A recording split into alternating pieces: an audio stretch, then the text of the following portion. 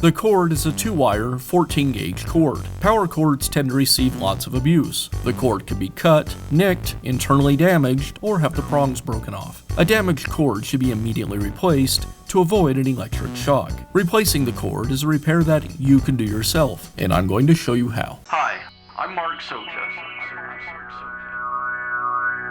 Do-it-yourself repairs like these are easier than you might think.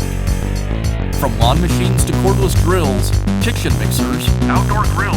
our how-to videos walk you through each repair from start to finish. So doing it yourself means never having to do it alone. Let's get started. I'll begin by removing the rear cover from the tool.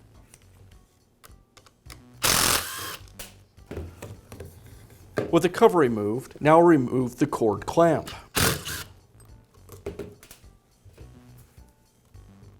I'll pull the cord away from the housing so the wires are loose, only attached to the switch. Now remove the motor wires from the switch.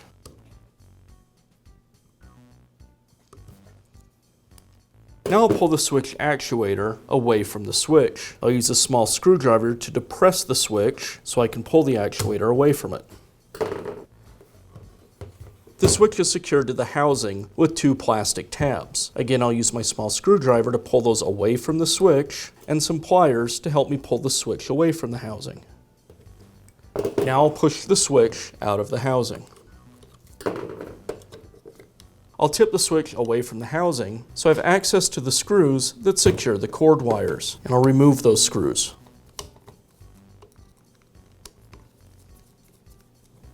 Now I can pull the cord away from the housing. I'll remove the cable sleeve, and I'll remove the housing. Now I'll begin installing the new cord. I'll use the old cord as a guide. First, I'll cut the wires to length. Now I'll strip back about a 1/4 inch of insulation. Twist the wires. You'll notice the old wires had metal clips crimped onto the ends. This is so when you install it into the switch, it doesn't just crush the wire. These types of connections are difficult to install, so what we can do is tin the wires, that is to apply some solder to them to harden these ends. We'll do that next. First, I'll apply some flux to the wires. The flux will make the solder flow. I'll clamp one of the wires into my vise. I'll heat the wire with a solder gun and apply the solder.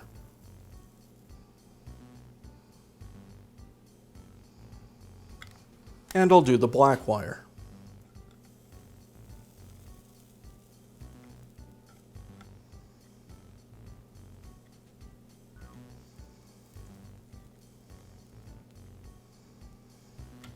I'll slide the housing back onto the cord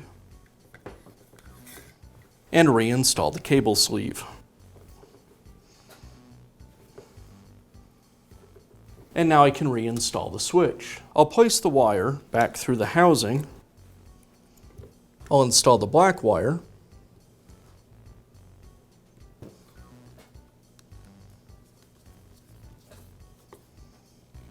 And then the white.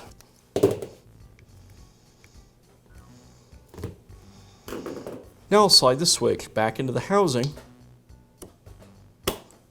reconnect the motor wires, and tuck all the wires back into place.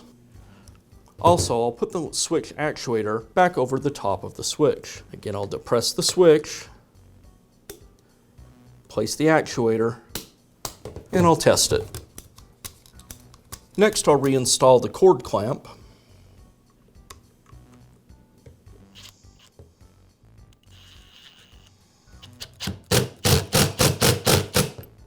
And I'll reinstall the housing.